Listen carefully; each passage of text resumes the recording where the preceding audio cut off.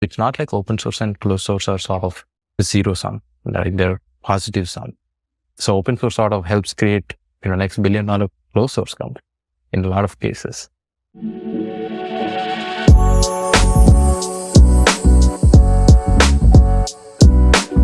Ladies and gentlemen, welcome back to another episode of Next Big Thing HQ, where we interview founders and showcase startups raising capital. Today, we have a real treat. We have a creator, an investor, an entrepreneur, an advisor, a tech and startup enthusiast. He is a man who wears many hats and, may I add, is very good at wearing many hats. He is a product manager for Azure Files at Microsoft. He's a partner at Incisive Ventures, an advisor at Techstars Seattle, a creator behind 100 Days of AI, podcast host of Startup Project and End to End. Nataraj Sindam, thank you for coming on the podcast today. Thanks, Connor. Excited to be here and have this conversation with you. Yeah, and I figured you have a lot of different experiences that have given you a lot of different perspectives. You currently have a newsletter called Above Average that talks about the second order insights happening in Big Tech. And then being the partner at Incisive Ventures, working in Big Tech, you're front and center with this AI boom, this really transformative time in our lives that's going to have massive impacts going forward in the future. So I figured there's no better way to start this podcast off than to pose a second order question. How are the decisions being made today related to AI going to impact knowledge workers of the future? That's a very good question. So I think if I look at my own tech career and what's happening, last 12 years I've been in technology, I've never felt about a new technology as strongly as I felt about generative AI and AI in general. And I was talking to some young person the other day and I was telling him, it is actually completely rational to bet your entire career on AI. So that's how transformative I think the technology is. It is, first of all, a horizontal technology. That means it can be implemented everywhere, and it is fundamentally transformative. And the best way I can think of what AI represents is it's a horizontal layer of intelligence that you can put in every application. So that means every application can be rethought because of AI. So for example, note-taking apps have been, all around us. We've been using it for the last 30 years since, the original PC came, right? And it sort of evolved into the Words and Google Docs of the world. But then, Notion came up with sort of a different abstraction on how to, write things. And there are other, note-taking apps. But I think with AI, you can rethink how a Word document can be written. I don't think I haven't actually fully seen someone who rethought, for this example. But you can take that and apply in different categories. So you can see that every vertical SaaS application can be actually rethought fundamentally. And obviously it might not make sense to rebuild every app, but the potential is out there. There is this interesting quote, which people often use for different things, that in short term, it's overrated and in long term, it's underrated. I think we can't really imagine when you 100x the compute that we're investing, 100x the storage, 100x the amount of time we will put in terms of human capital into AI. We can't really even imagine what are the possibilities that are going to come up. So yeah, I'm very bullish on, what's going to happen. And I think it is going to unlock a lot of new interesting use cases along with redefining the applications that exist. And it will create new applications that we even, haven't thought of. It will unlock applications in every field. In fact, it's hard to think of a category that where you can't apply AI. And, just talking about the impact that AI is going to have, you work at Microsoft, you are a project manager for the Azure Files. Microsoft is one of the biggest, if not the biggest player in the AI space right now. So what are you seeing on your end with Azure storage and the impact that AI is having just in that storage, that cloud industry, and then going forward? So I would say if we go back, to the origins of cloud computing in general, right? Cloud computing sort of abstracted away all the complexity it takes to launch and scale an application. So that was sort of last decade why cloud computing was growing, and it continues to grow.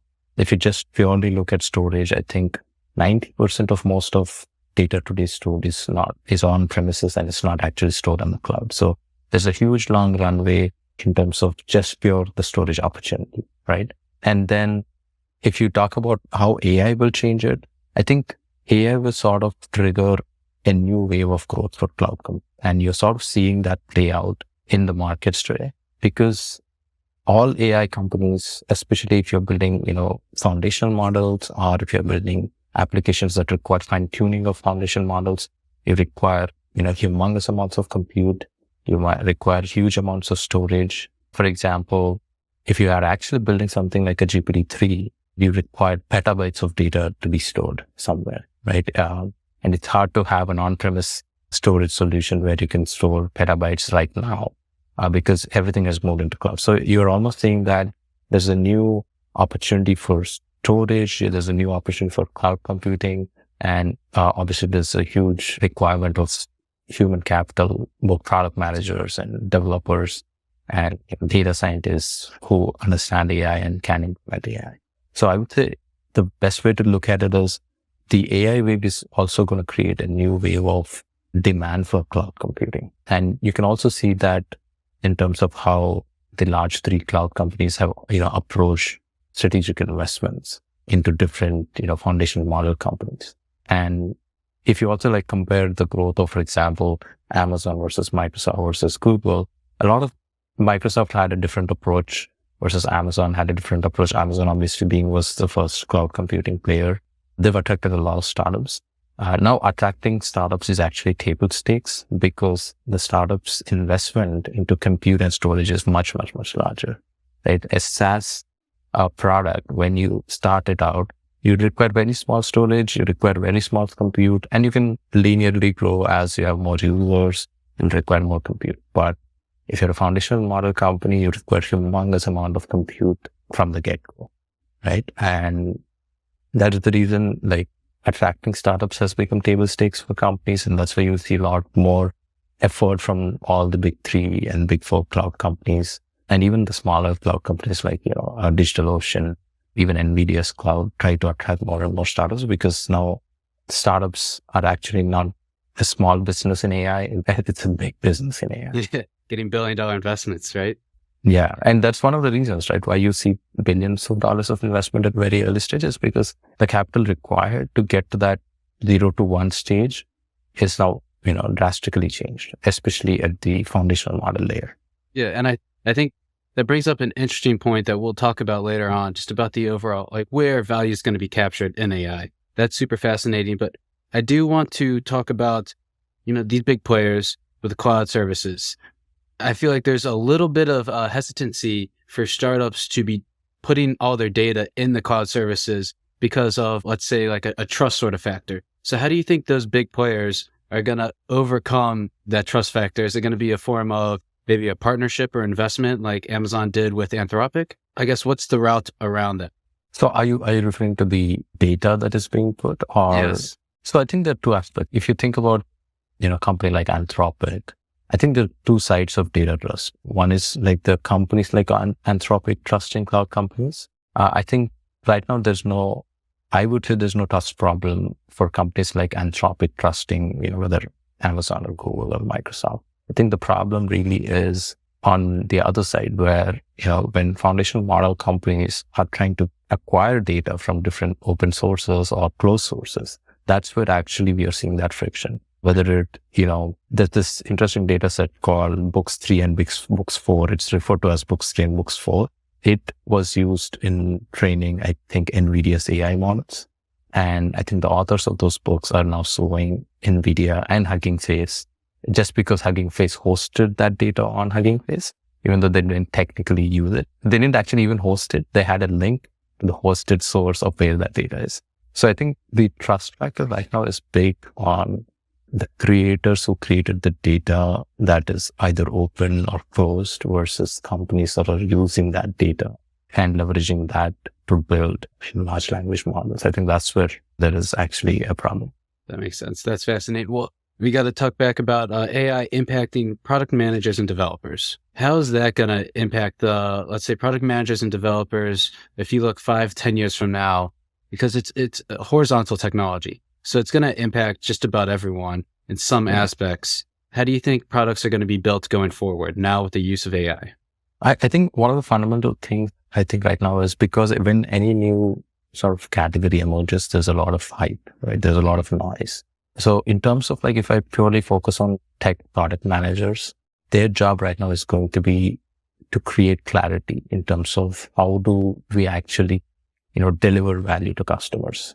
Okay, we have this cool technology, it can do really cool things, but how do we take something that is so cool and convert into actual product, which actually delivers something valuable to customers, and thereby we grow our business? I think that's where, if you're just purely focused on tech product managers like myself and who is working in tech industry in terms of creating next generation products, I think that's how their job is going to change. In a way, it is both changing and not changing, because that's what a product manager's job is. What is going to change is that product managers have to adapt and learn a lot.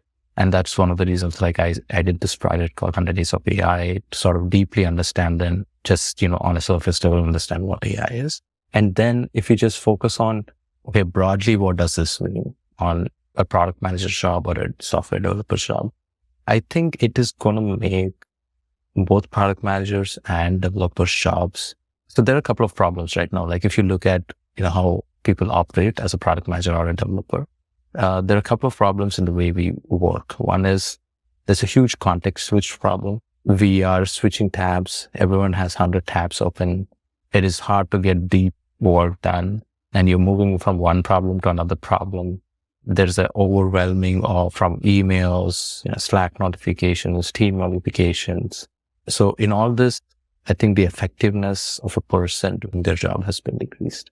And also like the jobs or tasks that are mostly grunt work, or, that sort of Satya uses this word called drudgery, right? The regular drudgery that we have in knowledge work. I think AI has real potential in terms of eliminating that and making our jobs, whoever uses AI will actually be 10x more effective in their job.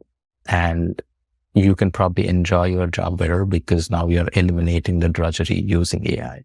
One way I would say is, if you are a product manager, you're writing a lot. A lot of your job is writing. You're writing design documents, you're writing, pitches, you're writing blog posts, you're writing release notes.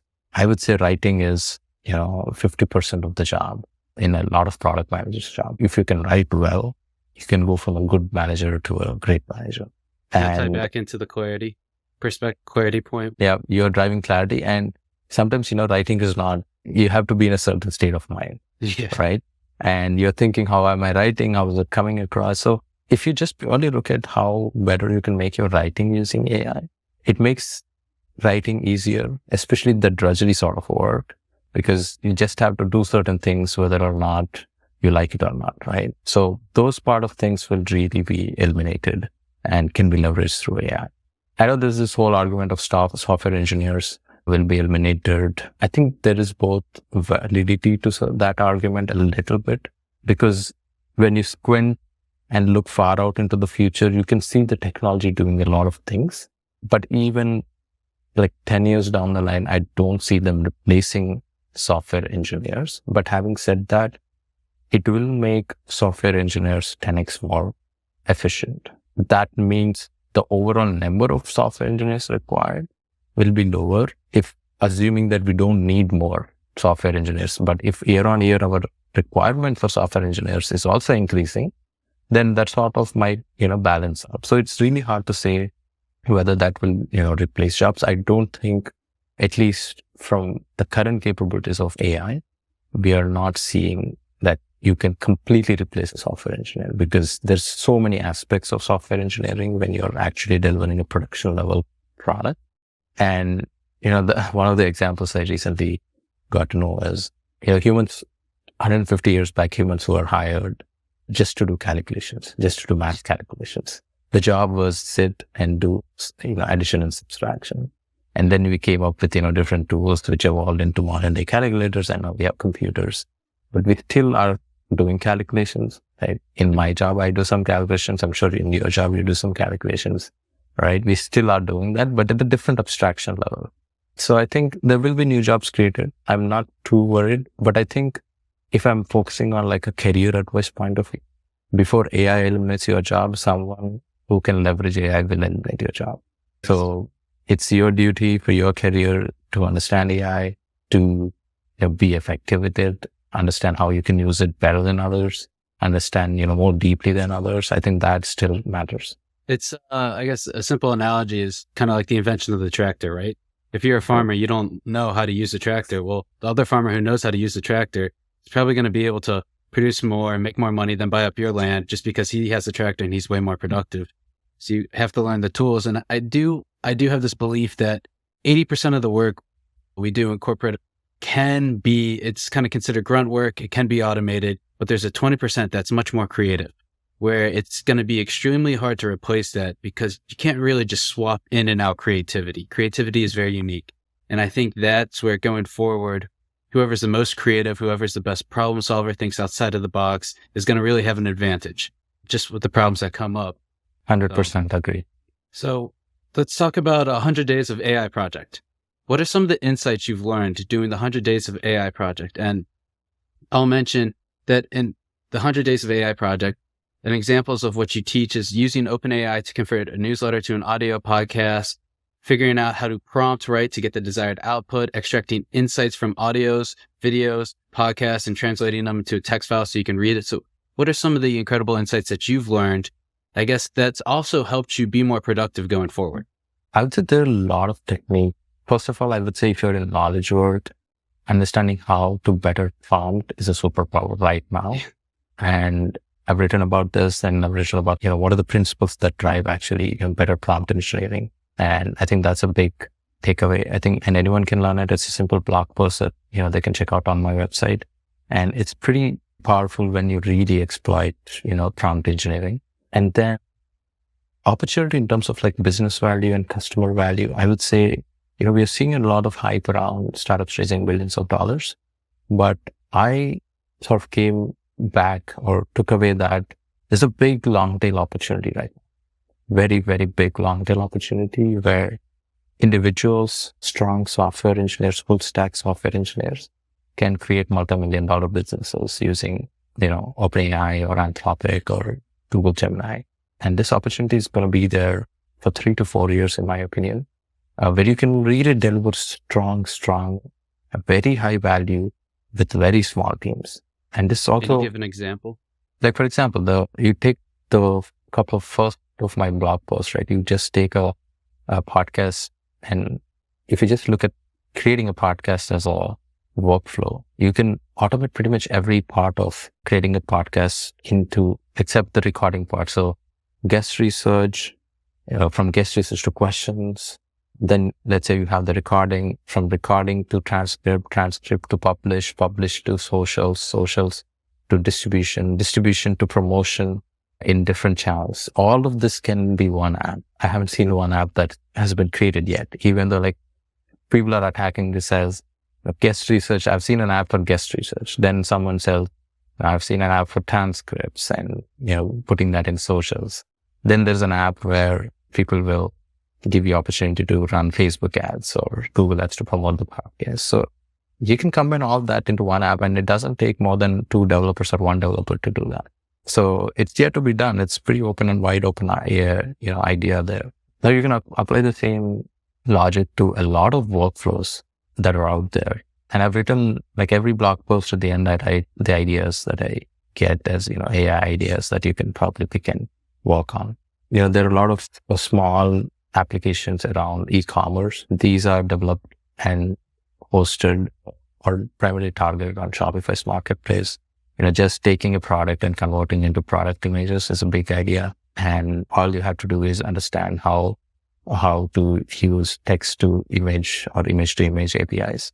Again, it's a very small idea because of cloud and because of how much it's easy to access and develop on cloud. This is again a very easy application to build. So, every sector, we can start like picking out sectors, and if we brainstorm, we'll come up with 2 ideas per sector within 1 hour. So there's so much long tail opportunity, and you have to got to pick where the customer problem is bigger than versus the other. Yeah, that just got my brain racing, where I was thinking, imagine creating just a news company where all you do is just transcribe audio podcasts. Because a lot of times people just want to get information listening to podcasts, but they don't want to listen. They just much rather read it. So imagine just a media outlet that's just transcribing all these podcasts, condensing them so they're 5-minute reads instead of, 15-minute reads. I could see a lot of people just going there just to consume their content. And then instead of having editors, well, the editor is just whatever the podcast name is. And then people start following those podcasts. So that's a really fascinating idea. Now, when we look at where value will be captured in AI, I think Bill Gurley was talking about how he sees large language models kind of commoditizing the overall market, where they're building bigger and bigger models. But then I think it was cost of computing is significantly going down. So where do you see the value going to be captured in the future? I think there are I would categorize into sort of 4 different layers where the value is really captured. I think the first sort of layer is foundational model. I think whoever has better model, I think we'll see sort of like what we've seen we'll have 3 to 4 big foundational model companies. They might be some of the cloud companies, or they might be the newcomers like OpenAI, Anthropic, Cohere, or Mistral. Because I think even though the foundational logic of what Bill Gurley said that, it's going to be commoditized, I'll give you an example that doesn't mean foundational models is not where value will be not captured. Because take the example of storage and compute in cloud. They are commodity businesses. They are, the top 3 cloud companies have a large share of market, but then there are companies like NetApp, EMC, Dell, Oracle. All these guys are also in that commoditized market. And the costs have come 100x down in the last 2 decades. But we still had captured the value. Right? It is real dollars. These are public companies. They are generating revenue and they're capturing value. So just because the compute cost is going down, which are all true, it doesn't mean that they will not capture value. So I think it's just that the question is from an investor angle, whether you would invest it at this point of time in foundational models or not is the question maybe Bill Gurley was addressing. But I would say it doesn't mean that foundational models are not valued. Because there's still large problems in foundational models itself, especially on how you deliver great inference value. In terms of like inferencing is right now costly and low performant and with high latencies. It cannot serve all, high requests per second. So all of these problems exist in foundational models. And one of the competition that is happening right now is, for example, Mistral. Why Mistral is interesting and suddenly sort of blew up is because they are delivering this balance of performance and cost during inference. That's the real reason why Mistral is sort of getting attention from the developers and cloud companies as well. So that is actually the big differentiation why Mistral, suddenly came into the limelight. So there is still differentiation possible. Who will do it better, right? For the applications that are yet to be developed. So it's a very continuously evolving area. So I wouldn't just discount that foundation model investment is over. Remember, like Google search is the 20th search company. Yeah, that's true. Right? So Right. it's some genius, will change the algorithm on how foundational model works and might create a 10x powerful model next 10 months and suddenly everything changes. On that point though, do you think we might see something like that happen with these foundational models where we can see the 20th player figure out just a little nuance that separates them, really differentiates them from the other foundational models, and then they end up getting the lead? It could be very well possible, right? The space is so drastically changing. LLMs are doubling in scale every 6 months. And we've 1000x in last 8 years. So if you compare that with PC industry's heyday revolution, so in the heyday of PC revolution, we only 10x in 10 years. We've already 1000x in 8 years. Like if you look at NVIDIA's compute power, how it changed. That's insane. So it's such a volatile space right now, and it will happen, everything happens slowly and suddenly everything drastically changes. So it might take some time, it might take a couple of years, but everything suddenly changes. Like that's what happened when ChatGPT got released. Everything was slow in machine learning, data science. We know that it's used. Everyone has a data science team. Everyone has a machine learning team. Everyone thought the space is sort of like in a stable place, and then suddenly everything blew up, right? The work is happening.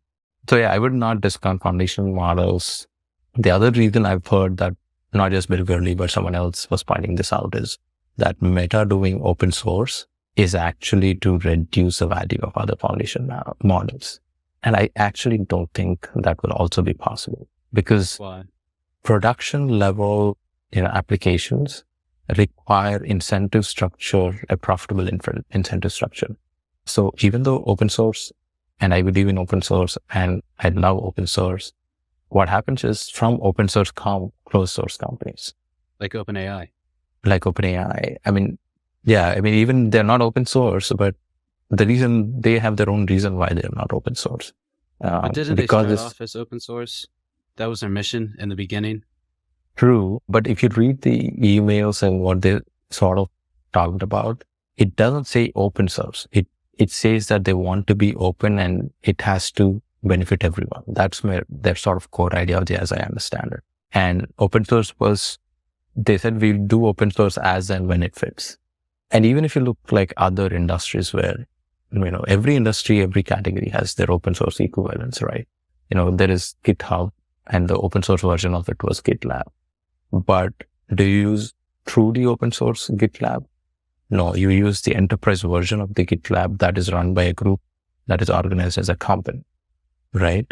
So at the end of the day, from open source come closed source, which maintain the open source project in a profit incentive mechanism.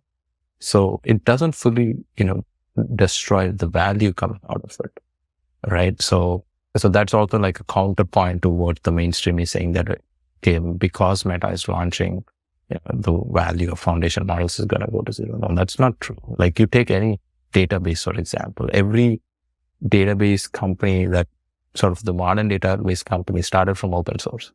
MongoDB is a big example, right? They started from open source and they still the enterprise version as a closed source. So you need a company that is taking care of the code base and making sure it's fixing continuously. Because the community is great, but someone has to be responsible, right? When I am a, multi-billion-dollar company and I want to run my database, someone has to be responsible for that. It's either my company, so I take the open source code base and I maintain, or someone else has to take the ownership of it and maintain it. So it's not like open source and closed source are sort of zero sum, right? They're positive sum. So open source sort of helps create, next $1 billion closed source company in a lot of cases. And I think open source is great to catch up to whoever's in first. But once you're in first place, you go to closed source because there's no point of being open source when you're in first place. I don't think you want everyone else behind you to see what you're building, what you're creating. I think you want a little bit of kind of uncertainty and unpredictability about what's going to come out next. And it's also incentive, right? Where is the incentive? In open source, the incentive comes from, people really like that project. They think they're doing something meaningful. That stays for some time and the people rotate, the community rotates. But if I'm a company, I want a service from this product, I still have to figure out either a closed source company, an enterprise version of the open source project has to deliver that to me, or I have to take the open source and create myself. We've seen this in, for example, Android is open source, but Android is taken by Google and a Google's version of Android is what is used in Google Pixels. Now, the open source Android is also taken by Samsung, and that version is actually installed in Samsung, right? So someone has to still do open source and someone else has to still do closed source. So both will coexist in the ecosystem. So the point is like it's not like open source is bad or good. It's like both have their own purpose. And from open source comes closed source, from closed source comes open source. It's the cycle continues. That's fascinating. It kind of creates a balance overall in the ecosystem. And because Meta open sourced, you will see new companies which will be competitive to OpenAI, but they take the open source and improve it. And they might be closed or open. That's up to them again. And in the podcast, Zuck mentioned that it's going to be open now, but it doesn't mean it's going to stay open forever, which kind of goes back to your point of it's open source, which then leads to closed source. So it's kind of that cycle. But one of the hot topics right now is Gen AI. Is it real or is it hype? What's your opinion on Gen AI? I mean, it's absolutely real. I mean, the best comparison I can give is Web3 versus AI. I think in Web3, what happened was we sort of exaggerated a niche technology into a horizontal technology, while Gen AI is truly horizontal because we can just talk for 10 minutes and come up with 100 ideas on what the features look like, what value they deliver to customers. I'm not saying Web3 doesn't deliver value, it does, but you exaggerated if this delivers 5 features, that will deliver 500. That's the difference, I would say. So it's absolutely real. The applications are very visible. They're already in production, right? Every startup has, they started to use it. Like Klarna implemented it in their customer support. It resulted in real profit improvement for them. Notion implemented it in their writing. Shopify implemented to improve its e-commerce. Amazon, if you go to Amazon reviews right now are summarized. That's generative AI. If you want to generate product images on Shopify store, they are using generative AI to generate product images. You just upload your product, they'll generate product images for you. That's generative AI. So it's used pretty much everywhere. And in fact, I would say the best AI and generative AI is the one that people don't know that it's AI. That's like Google Photos. Like Google Photos people have been using and loving it even before the Gen AI sort of moment began. And Google actually sort of pioneered a lot of Gen AI applications before ChatGPT. And Google, I think, is unfairly criticized a little bit these days. I'd say, I think we've over-criticized. I think some criticism was valid. I think at this point, we've sort of over-criticized them. Because if you are a Google Pixel phone user, Google actually launched generative AI features much before than anyone else. They had this incredible feature because, calling a customer support is such a nightmare anywhere, right? And you have to wait for 30 minutes. Google had this incredible technology of, not only just transcribing, but it will hold the call for you on behalf of you. So this is a very little known feature of Google Pixel. It's powered by AI. So you call the call service, you don't have to stay on the phone. You can do whatever you don't have to stay on the phone. Yeah. You don't have to stay on the phone. Your AI will stay and listen to it. And whenever an actual customer guy comes onto the call, then it will say, wait a minute. It will tell the other person, wait a minute, the actual guy is going to come on. And it will remove the call from hold to it will buzz you so you can just join it. It works seamlessly. And this is one of the features that was launched way before, ChatGPT exploded. So there are a lot of these small features that people don't realize that they are AI features. Even lots of image related editing features that were launched are all powered by, what we call today as generative AI. Even before ChatGPT came, there was GPT-2 and GPT-1, which people didn't pay that much attention. But the company that came out of that, Copy AI, helped you write better for, marketing purposes. And it became pretty big business even before ChatGPT actually, sort of took over people's imagination. I do want to ask a quick question because you are a partner at Incisive Ventures. What are you looking for when you're investing in vertical SaaS startups? Since it is seed, pre-seed, so what are kind of the 3 hot topics, 3 hot things that you're looking for before investing in a startup that a startup needs to have? Kind of what are your standards? My biggest standard is the team. And the way I evaluate the team is, are they technical or not? And if they are technical, how fast they're shipping the code and how fast they're iterating. That's my main biggest 80% of my criteria is that, or out of 50% of my criteria is that. And the second 50% criteria is, are they playing in a market that is large or not? These are 2 big criteria. After years of thinking of, is this the thing? Is that the right thing? What's the background of the founders? All that different factors. I just focus on these 2 things right now. If these 2 things pass, and then we look at, valuation and, other sort of deal metrics that we want to make sure that we have. But big thing when you're actually doing early stage venture investing, I think, is whether that first 2 people can iterate fast, can ship fast, and actually have the technical capability to do it. That is a very big thing in pre-seed early stage investing. When you talk about if the market is large, what's the balance between it's a large enough market where you can get venture-backed returns, small enough, at least in the beginning, to where they can be super focused to identify who their core customer is and create that avatar to really identify the pain points and solve the problem? Where's that balance between the big exit, the big opportunity, but also being focused so you can at least get off the ground? So there are 2 types of, sort of way you can look at it. One is the founder comes with this grandiose idea of disrupting something. They are very clear that this space can be disrupted. And sometimes founder come with, okay, if we crack this specific use case, I think it opens the gate open to the entire sector.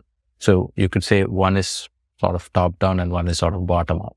And you're sort of looking for the founder to say that, okay, we had to start with this place, but we can go and disrupt this part of a particular whole category. So you're sort of looking that coming from founder, because what happens as investors, and I also had this mistake, is you as an investor are sort of thinking in your mind that, okay, this use case, if you're cracking, you can sort of wide open into the market. That is your thesis based on looking at the idea and what the tech you've seen. But often the founders are not thinking about that. They're only thinking about this particular use case, and they're not even aware of the market, and they're not even, thinking about that long term, what the potential is. They don't even think the potential is there. So sometimes you tell the founder, but sometimes founders tell you that this is, how we are looking at it. And in both cases, because it is sort of like only time will tell whether your assumptions are true or not. Yeah. So you have to be a little bit open, even though it might look like a small market. An example I would give you is like Duolingo, right? Duolingo right now is $1 billion business. I think they're doing $1 billion in ARR. And the only reason I wouldn't invest in that idea, because I don't believe in that idea, but they've obviously proved me wrong. But the reason I would have invested in that idea, because of the founder.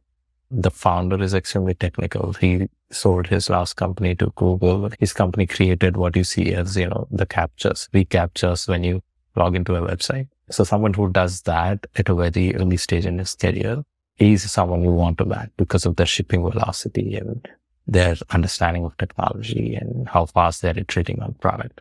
So that's why team is such a big important part of pre-seed. It is important in every stage, but you don't have any other data in pre-seed except for the founding team. That is the only thing that is concretely something you can judge.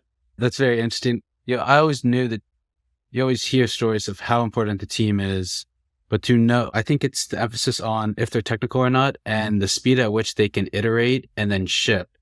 Because, the likelihood of success is pretty low in startups.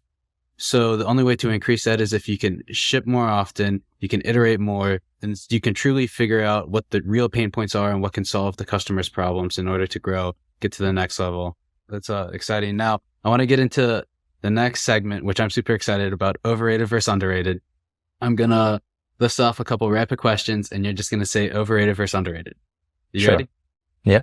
Apple as a dark horse in the AI race. Overrated. Google as a dark horse in the AI race. Underrated. Wearable AIs will be the future, i.e. the Humane Pin. Overrated. AI hardware will be the future, i.e. Rabbit R1s. Overrated. Meta Ray-Bans. Underrated. AGI. Overrated short term, underrated long term. Humanoid robots will be the vessel to real AGI. Overrated, but we'll have a lot more types of robots in a very near future. Rumor of OpenAI partnering with Apple for the new Siri. Overrated. I think Apple should have done that by now. Even Amazon Alexa should have done that by now. So yeah. Total addressable market. Overrated. Product market fit. Underrated. Marketplaces as a business model. Right now, overrated. Investing in first-time founders. I think it could be underrated or overrated. Depends. Working at a large company out of college. Working at a large company after college. Underrated. Humans should only do one thing. Overrated. Learning to code. We are not insects. And then learning to code. Underrated. Well, I appreciate you playing overrated versus underrated. And then real quick, I know we're wrapping up on time. What's book recommendation for me? I asked all the guests that come on the podcast, what's the number one book recommendation? So what book would you recommend I read? I'd recommend this book called Super Thinking. It's a collection of mental models. I think it will help anyone become more intelligent about, in general, decision making of any kind, whichever job they are in, whichever field they are in. I think it's sort of like a must read. It is similar to Charlie Munger's book, The Charlie Almanac, but in a more technical way, it's more well written, sort of like an academic way of being well written. I think that's the one book. I'm slow reading it because it is dense in the form of like, there are books that you want to just go through and there are books that you want to, learn from it and take your time. So I've been reading it very slowly because it's dense and making notes. And so this is a different type of reading, like reading a textbook sort of reading than, regular reading. But Super Thinking is a book. It's pretty underrated. I haven't seen why more people are not talking about it. And I think the books that take a long time to read are usually the best books because that means you're trying to implement what you're learning throughout the reading process. And then advice for aspiring entrepreneur fresh out of college. What would you tell them? They know they want to be an entrepreneur. What advice would you give them? It's easier to join a interesting company than start one yourself. So if you want to start out of college, I would say go and find an interesting team to join and observe and learn. Then I know you're partner at Incisive Ventures, so you're looking to invest in vertical SaaS startups. Where can those founders find you, reach out to you if they want to either send you their pitch deck, talk to you, have a chat? Where can they find you? They can reach me out on LinkedIn, Twitter, or incisive.vc. We have a form where you can submit your idea or your deck. We will review every deck that comes across our way and respond to it. Or you can email me at sindamnataraj@gmail.com. We can add that in the episode notes as well. That sounds great. Well, Nataraj, thank you for coming on. I appreciate it.